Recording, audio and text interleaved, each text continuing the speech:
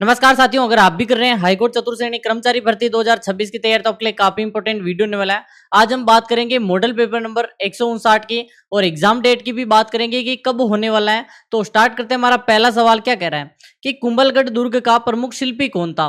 Most important प्रश्न है। नाथा, मंडन, गोविंद और पुंजा। सभी को कमेंट करना है। आप सभी को यहाँ पर बताना है कि कुंभलगढ़ का प्रमुख शिल्पी कौन था। और आपको पता ही होगा कुंभलगढ़ का निर्माण किसने करवाया था। महाराणा कुंभा ने। कब करवाया था ये यहाँ पर इंपॉर्टेंट होता है। और बेसिकली इसका यहाँ पर मंडन वास्तुकार था। कौन था? मंडन। मंडन के ग्रंथ पूछे जाते हैं। कौन कौन से हैं? इनके द्वारा लिखे गए राजवल्लभ मंडन, रूप मंडन, कोदंड मंडन, प्रसाद मंडन। ठीक है, काफी है। और बेसिकली दूसरा प्रश्न, कटारगढ़ किस दुर्ग का हिस्सा है। ए ऑप्शन है आपका चित्तौड़गढ़ का, बी ऑप्शन है गागरोन का, सी ऑप्शन है कुंभलगढ़ का, डी ऑप्शन है अचलगढ़ का। सभी को कमेंट करना है। लास्ट में काउंट करके बताना है कि टोटल में से कितने सही हो रहे हैं। कटारगढ़ जो कि आपके कुंभलगढ़ का भाग है, इतना ऊंचा है कि यहाँ पर इसके जो देखने पर, ऊपर देखने पर सिर की पगड़ी पीछे की ओर गिर जाती है। यह वही कटारगढ़ है। मेवाड़ की आंख कहलाता है। सबसे ऊंचा भाग कटारगढ़ कहलाता है। मेवाड़ की आंख कहलाता है। महाराणा प्रताप का जन्म भी यहीं हुआ था, बादल महल के जूनी कचहरी में। जाली बावड़ी और मामादेव का कुंड किस दुर्ग में स्थित है। चित्तौड़गढ़ दुर्ग, बी ऑप्शन है गागरोन का, सी ऑप्शन है कुंभलगढ़ का दुर्ग, डी ऑप्शन है आपका तारागढ़ बूंदी। आपको बताना है झाली बाव की बावड़ी और मामादेव का कुंड। ये मामदेव कुंड वही है जिसमें कुंभा की हत्या की थी उसके पुत्र उदा ने। ठीक है, उदा ने बिल्कुल आपका सही आंसर। कुंभलगढ़ में स्थित है ये भी। और बेसिकली ये दोनों के दोनों आपको पता होगा कुंभलगढ़ दुर्ग में स्थित है। और महाराणा कुंभा की हत्या यहीं पे उदा ने की थी। फिर बात करें चौथा प्रश्न, बिसलदेव रासो की मुख्य महिला पात्र निम्नलिखित में से कौन सी है। जो बिसलदेव रासो है उसकी जो नायिका है आप कह सकते हो इंदुमती, राजमती, पद्मिनी और देवल देवी।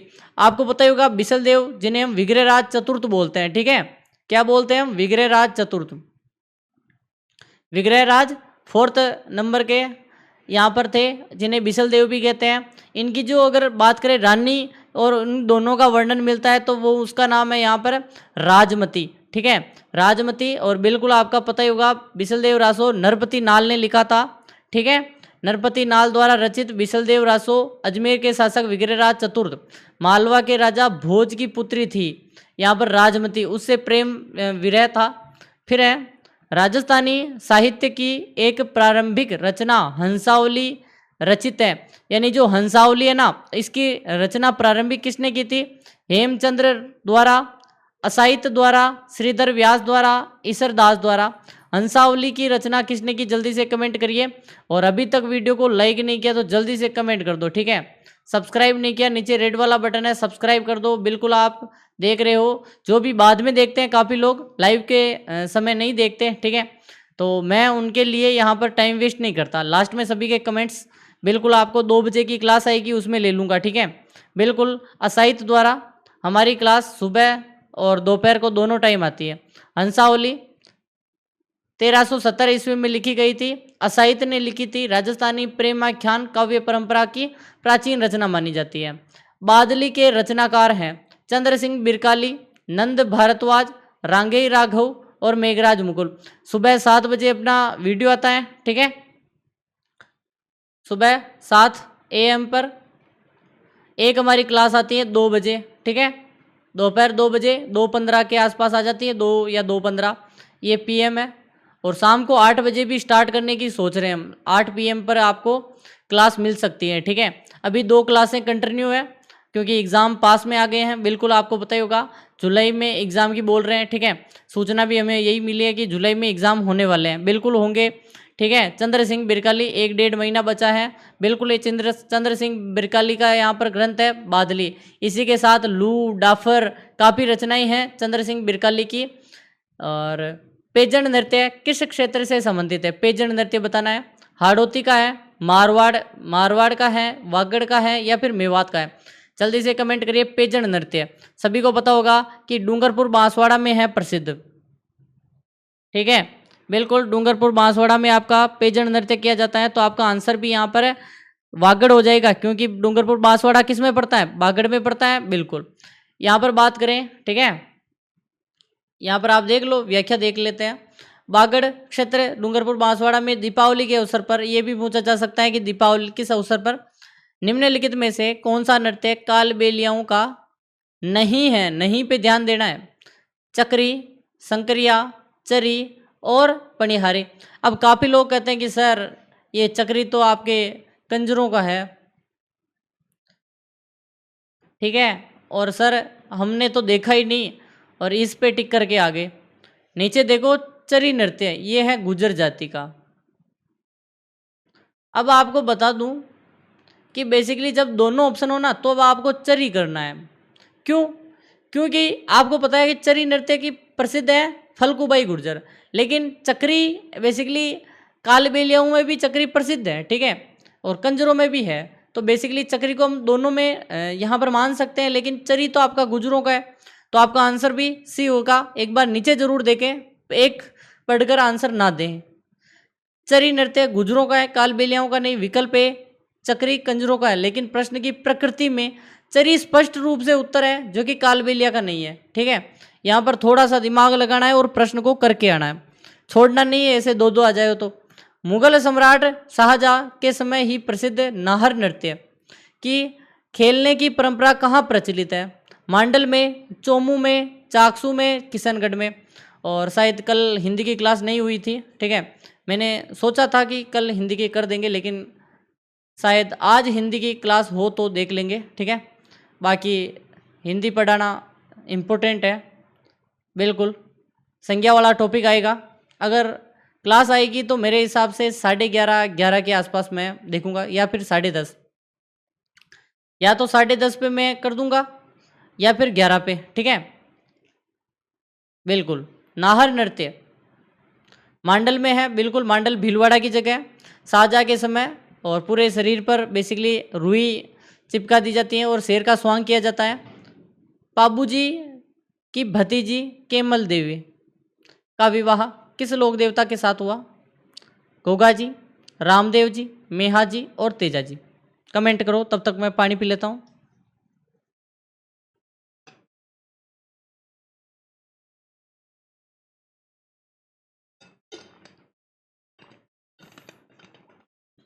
बिल्कुल, देखो यहाँ पे अगर हम देखें ना, तो केलमदे हैं, उनका जो विवाह हुआ था ना, वो लोक देवता अपने कौन थे?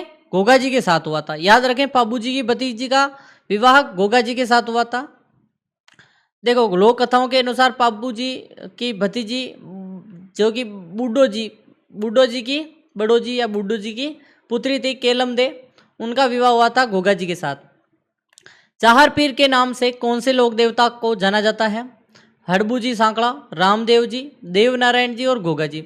तो देखो, आपको पता ही होगा कि यहाँ पर गजनवी से युद्ध करते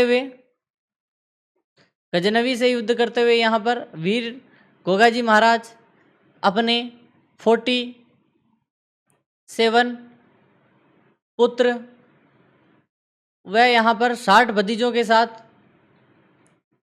युद्ध करते हुए मारे गए थे।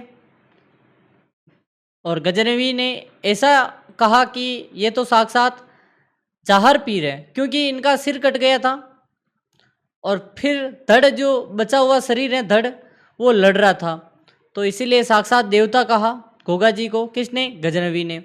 गजनवी ने युद्ध में दौरान गोगा जी के रण कौशल को देखकर जहार पीर या साक्षात देवता कहा। राजस्थानी लोकगीतों में गाए जाने वाला नेतल का भरतार किस लोक देवता को संदर्भित है? हड़बू जी को, पाबू जी को, देव नारायण जी को और तेजा जी को। जल्दी से कमेंट कर दो, कमेंट कर दो।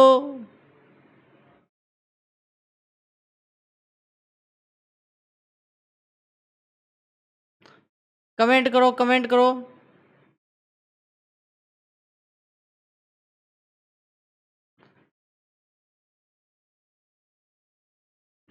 बिल्कुल आपको पता होगा।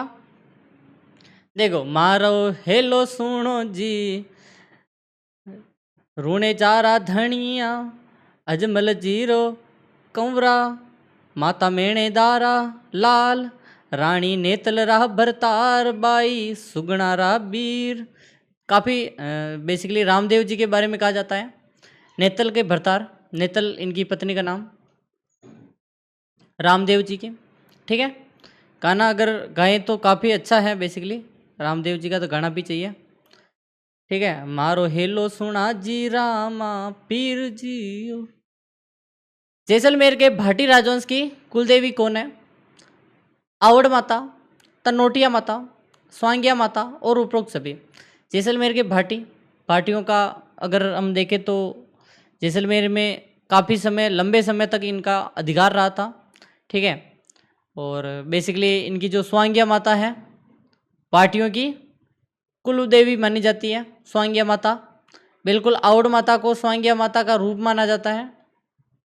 सुगन चिड़ी को किस लोक माता का स्वरूप माना जाता है? स्वांगिया माता, नागणेची माता, आयड़ माता और शीतला माता। कमेंट करो। कभी आपको पूरा का पूरा गाना सुनाऊंगा, ठीक है, आपके रामदेव जी पर क्या क्या है, ठीक है। बिल्कुल, घर घर होवे पूजा थारी, गांव गांव जस गावे जी, जो कोई लेवे नाम धनी रो, मन चाया फल पावे जी। काफ़ी अच्छी आप कह सकते हो, ठीक है, राम सा पीर थारी, ठीक है। बिल्कुल, सुगंजिड़ी भी आपके स्वांगिया माता को बोलते हैं, बिल्कुल।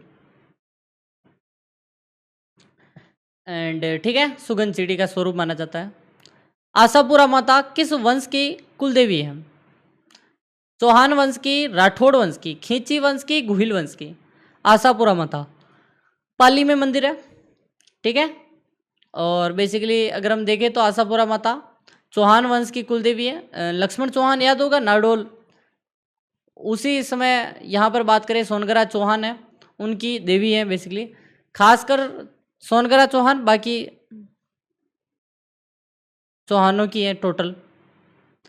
निम्न में से कौन सा मेला लूनी नदी के किनारे भरता है? लोहा गर्ल मेला, थार महोत्सव, मल्लीनाथ पशु मेला, मेवाड़ महोत्सव। लूनी नदी के किनारे कौन सा भरता है, बताओ,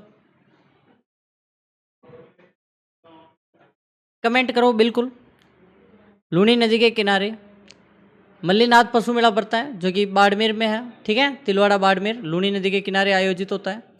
फूलडोल उत्सव मनाया जाता है परनामी पंथ द्वारा, वल्लभ पंथ द्वारा, रामस्नेही पंथ द्वारा, सतनामी पंथ द्वारा। फूलडोल मेला रामस्नेही संप्रदाय द्वारा बढ़ता है, शाहपुरा में, भीलवाड़ा की जगह है, ठीक है। होली के बाद जब चित्र प्रतिपदा आती है, कृष्ण प्रतिपदा से पंचमी 5 दिन तक बढ़ता है। कजली तीज का मेला कहाँ आयोजित होता है? बूंदी में होता है, कोटा में होता है, भरतपुर में होता है, धौलपुर में होता है। कजली तीज, बूढ़ी तीज, सातुड़ी तीज, ठीक है, ये सभी के सभी नाम एक ही तीज के हैं, वो है आपकी बड़ी तीज, उसका नाम है बूंदी में प्रसिद्ध है, सातुड़ी तीज भी बोलते हैं, बिल्कुल, ठीक है। इसकी व्याख्या भी देख लो। भाद्रपद कृष्ण तृतीया को यहाँ पर बड़ी तीज मनाई जाती है, बूंदी की प्रचलित प्रचलित है, ठीक है। भव्य मेला और सवारी निकाली जाती है। ऊंट को ले जाते समय उसकी काठी या पलाण के नीचे लगाया जाने वाला गद्दीनुमा वस्त्र होता है, उसे क्या कहते हैं? पछेवड़ा, किरबाण, मेड, तिरड़िया या तड़िया? तड़िया बताओ, कमेंट करो एक बार कि जो गद्दीनुमा वस्त्र होता है उसको क्या कहते हैं? उसको बोलते हैं तरड़िया, ठीक है, डी ऑप्शन, बिल्कुल। तरड़िया, तड़िया भी बोलते हैं, मेल खुला खुरा भी बोलते हैं, ठीक है। ऊंट की पीठ पर पलाण के नीचे जो गद्दीनुमा लगाई जाती है उसे तरड़िया, तड़िया, मेल खुरा, ठीक है, ये सभी बोलते हैं। बीजना क्या है? हाथ का पंखा है, खेत जोतने का औजार है, विवाह की रस्म है, एक लोकगीत है। स्टार लगा दो, इंपॉर्टेंट है। बीजना क्या है? बीजना हाथ का पंखा होता है, उसे बीजना बोलते हैं, बिल्कुल। फिर है हाथ का पंखा हो गया, हाथ से हवा करने वाले पंखे को राजस्थानी में बीजना कहा जाता है। फिर प्रश्न है, अनाज पीसने की पत्थर की चक्की क्या कहलाती है? गट्टी, रहंट, नाड़ी और चाक। स्टार लगा दो, इंपॉर्टेंट है। अनाज पीसने के पत्थर की चक्की क्या कहलाती है? गट्टी, क्या कहलाती है? गट्टी। पंखीड़ा की जगह पंछीड़ा होना चाहिए था, ठीक है, पंछीड़ा। छी नामक लोकगीत किसके द्वारा गाया जाता है? कालबेलिया द्वारा, भीलों द्वारा, किसानों द्वारा, कामड़ जाति द्वारा। तो पंछीड़ा है, माणिक्यलाल वर्मा ने गाया था। जब भिजोरिया किसान आंदोलन हुआ था तो किसानों द्वारा गाया जाएगा। किसके द्वारा? किसानों द्वारा। फिर बात करें, यहाँ पर आप पढ़ लो पूरा का पूरा, काफी लंबा है, माणिक्यलाल वर्मा द्वारा रचित है। गौरबंद आभूषण है राजस्थानी महिलाओं द्वारा हाथ में पहनने का, पश्चिमी राजस्थान में गले में पहनने का, राजस्थानी महिलाओं द्वारा विवाह के समय पहनने का, या ऊंट के गले का। गौरबंद ना खेराड़ो, ठीक है, बिल्कुल ऊंट के गले का, ऊंट के गले का आभूषण है, ठीक है, बिल्कुल। मारो घोरबंद नखरालो गीत ऊंट के गले का घोरबंद और श्रृंगार से संबंधित गीत है। शिटने हैं विरह गीत है, भक्ति गीत है, गाली गीत है, विवाह का गीत है। तो शिटने बेसिकली विवाह के समय जब गाली भरे गीत होते हैं उन्हें शिटने कहते हैं। तो गाली गीत बिल्कुल सी, गाली गीत। विवाह के समय हंसी मजाक में समधियों द्वारा दी जाने वाली गालियां शिटने कहलाती हैं। निम्नलिखित में से कौन सी राजस्थानी महिलाओं की वेशभूषा नहीं है? लहरिया, बंधेज, फटका, पटका और चुंदड़ी, ठीक है, इसको भी स्टार लगा दो। और फिर से बोल रहा हूँ, अभी तक वीडियो को काफ़ी लोगों ने लाइक ही नहीं किया। नीचे रेड वाला बटन है, सब्सक्राइब नहीं किया। आप सभी को बता दूं, आज हमारा टारगेट है कम से कम यहाँ पर 150 लाइक का, और सब्सक्राइब की बात करें तो यहाँ पर 100 सब्सक्राइब का टारगेट है। आप सभी को पता ही होगा 20 के करने का हमारा टारगेट है। जल्दी से इसी महीने 20 के करवा दो जल्दी से। सपोर्ट और प्यार के लिए दिल से धन्यवाद आप सभी का, ठीक है। आपने सब्सक्राइब किया, बिल्कुल आपका भी स्वागत है, ठीक है। बिल्कुल यहाँ पर पूछ रहा है कौन सी राजस्थानी महिलाओं की वेशभूषा ही नहीं है, तो आपका बंधेज तो यहाँ पर काफ़ी लोग बोल रहे हैं लेकिन गलत है। पटका अपना नहीं है, ठीक है, ये पटका अपना नहीं है। तो पटका किसका है? पटका अगर हम देखें तो यहाँ पर कमर बंद होता है पुरुषों का, ये पुरुषों का है। और प्रश्न में क्या पूछा था? महिलाओं की, ठीक है। वेशभूषा का भाग है जो जामा के ऊपर बांधा जाता है, लहरिया, बंदे, चुंदड़ी, ये सभी महिलाओं के। मारवाड़ में दामनी क्या है? ओढ़नी का प्रकार है, कलात्मक जूतियां हैं, एक राजस्व कर है, सिंचाई करने का औजार है। बताओ दामनी क्या है? कमेंट करते रहो। ए ऑप्शन कौन बता रहा है? ओढ़नी का प्रकार कौन बता रहा है?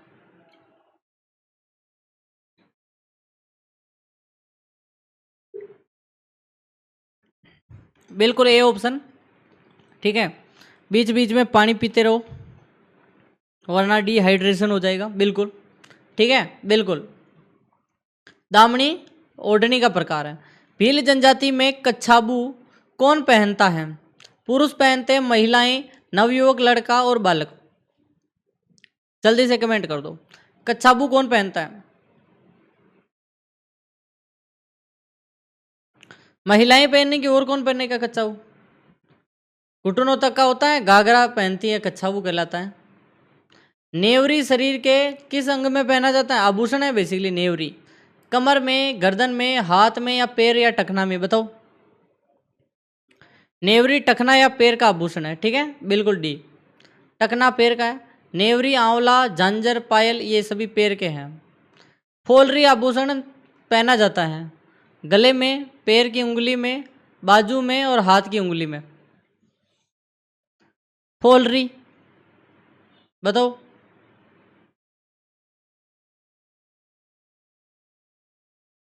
पैर की उंगली में, ठीक है, बिल्कुल ए बी ऑप्शन है, पैर की उंगली में पहनते हैं। फोलरी बिछिया जैसी उंगली का आभूषण है। गले में बांधी जाने वाली देवी देवताओं की प्रतिमा क्या कहलाते हैं? क्या कहते हैं? नावा, चौकी, दोनों, इनमें से कोई नहीं। देवी देवताओं की प्रतिमा जो गले में होती है उसको क्या कहते हैं? बेसिकली नावा भी बोलते हैं, चौकी भी बोलते हैं, दोनों सही है, ठीक है। नेक्स्ट है उपरोक्त सभी। निम्नलिखित में से कौन सा शब्द क्रिया विशेषण नहीं है?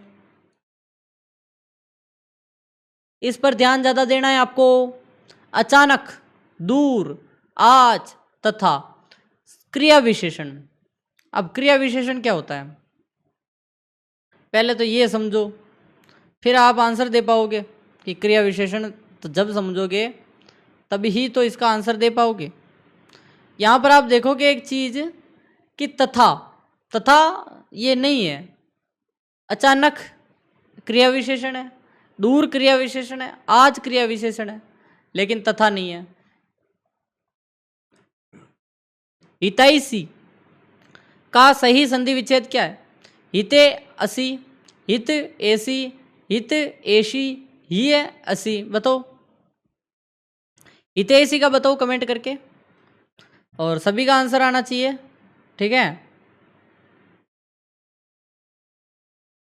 बिल्कुल आपका हित और एसी होता है हितैषी, सी ऑप्शन। शब्द सूची को पर्यायवाची है बेसिकली। अश्व का, किरण का, गंगा का और इंदु का मिलान करना है, और गंगा का आपका सूर सरिता हो जाएगा, और बेसिकली एक तो मिल गया। इंद्र का, इंद्र का क्या होगा? इंद्र आपका वासव हो जाएगा। अब दो बचे हैं। अश्व का क्या होगा? अश्व का घोटक हो जाएगा, और आपका किरण का अंशु हो जाएगा, ठीक है। ये मिला दो आप। निम्नलिखित में से कौन सा शब्द जल के लिए प्रयुक्त नहीं है? होता है अनंग, सलील, तोय और अंबु। अब बताओ आप कमेंट करके, ठीक है। जल्दी से कमेंट कर दो यहाँ पर कि निम्नलिखित में से कौन सा शब्द जल के लिए उपयुक्त प्रयुक्त नहीं होता है। बिल्कुल आपका सही आंसर क्या हो जाएगा? जल के लिए प्रयुक्त नहीं हुआ है। तोय, अनंग, अनंग कौन बता रहा है? बिल्कुल अनंग कामदेव के लिए यूज होता है। क्या है? कामदेव, ठीक है। जो सही नहीं है उसे छांटना है। बीतित, उद्दंड, वादी, विवादी, चतुर, मूढ़, मुख, वाचाल। बताओ जो सही नहीं है तो उसे छांटना है। वाद का विवादी, ठीक है। ये गलत है बेसिकली। वाद विवाद तो एक ही बात होती है। शंकर का सही संधि विच्छेद क्या है? शमकर, शंकर, सनकर, शनकर। तो सम और कर मिलकर समकर होता है, तो ए ऑप्शन आपका बिल्कुल ए ऑप्शन सही है। फिर है निम्नलिखित में से कौन सा अव्ययीभाव समास का उदाहरण नहीं है? यथाशक्ति, बेमतलब, प्रतिवर्ष, लोकप्रिय। तो आपको बताना है अव्ययीभाव समास का उदाहरण नहीं है। सभी का आंसर आना चाहिए, और बेसिकली लोकप्रिय आपका सही आंसर है, ठीक है। ये अव्ययीभाव का समास का उदाहरण नहीं है, और ये है अधिकरण तत्पुरुष का था बेसिकली। इस वाक्य के अशुद्ध भाग का चयन करना है। जो स्त्री अपनी नौकरी को परिवार से अधिक महत्व देती है वह विवाह नहीं करती। यहाँ पर आप देखो कि इनमें से अशुद्ध गलत कौन सा है। देखो एक चीज देखो, जो स्त्री, स्त्री गलत है, स्त्री ऐसे लिखते हैं, ठीक है, तो पहले ही गलत हो गया। निम्न में से सही युग्म होगा कृपण कटार, कृपण कंजूस, कृपण बंदर, कृपण महाजन। और फिर से बोल रहा हूँ, अभी तक टेलीग्राम ज्वाइन नहीं किया ना तो आप काफ़ी चीज़ें छोड़ दोगे। जैसे आपका ये मोबाइल इतनी सी स्क्रीन पर जब आप मेरा वीडियो देख रहे होंगे तो यहाँ पर जो टेक्स्ट लिख करके मॉडल पेपर नंबर 159 इस पर क्लिक करना है, और आपको नीचे दिखेगी एक टेलीग्राम की लिंक जिस पर हरिप्रकाश जाट टेलीग्राम, और नीचे हाथ दिखेगा हरिप्रकाश जाट दिखेगा, उस पर टिक करना है। आप चले जाओगे भिलवाड़ा क्लासेज यूट्यूब, जो आपका यहाँ पर टेलीग्राम चैनल है वहाँ पे, और ज्वाइन कर लेना है सभी को। नीचे रेड वाला यहाँ पर जो भी ज्वाइन बटन आएगा उस पर क्लिक करके 550 प्लस लोग जुड़ चुके हैं, आप भी जुड़ जाइए, ठीक है। तो आपका सही बताना है। कृपण कंजूस कौन बता रहा है? बिल्कुल आपका कृपण कंजूस। और नेक्स्ट है इनमें से किस वर्ण का उच्चारण स्थान कंठोष्ठ है? ए, आई, ओ, औ। और मैंने हिंदी की आपको यहाँ पर प्लेलिस्ट बना दी है, जिसमें आप यहाँ पर हिंदी की बेसिकली एमसीक्यू प्रश्न देख सकते हो। टॉपिक वाइज एमसीक्यू करवा रहा हूँ मैं, ठीक है। आज संज्ञा का टॉपिक मैं लूँगा, ठीक है। तो बिल्कुल आप सभी तैयार रहिए। उच्चारण कंठोष, कंठ से होता है, वो है आपका औ, ठीक है। फिर बात करें कपोत का पर्यायवाची शब्द क्या होगा? कुकुट, सुक, काक और परावत। तो इसमें अगर हम देखें तो कपोत, कपोत का अगर पर्यायवाची देखें तो आपका होता है परावत। और आज का अंतिम सवाल है आपका, ठीक है। कि यहाँ पर उद और श्रृंखला का संधि विच्छेद क्या हो? उत श्रृंखल, उत श्रृंखल, उच्च श्रृंखल, उच्च श्रृंखल, बताओ। सी ऑप्शन, बिल्कुल आपका सी सही है। एक और देख ही लेते हैं, निम्न में से कौन सा विकल्प उचित मुहावरा का अर्थ युग्म है? और आपको यहाँ पर ये मुहावरे देखने, यहाँ पे एक वीडियो आ रहा होगा, उसको देखना ना भूले, क्योंकि सिलेक्शन का आधार यही वीडियो है। और आज का वीडियो यहीं समाप्त करते हैं, इसको आंसर आपको देना है, आंसर कमेंट में। और धन्यवाद सभी को यहाँ तक देखने के लिए, और आप सबका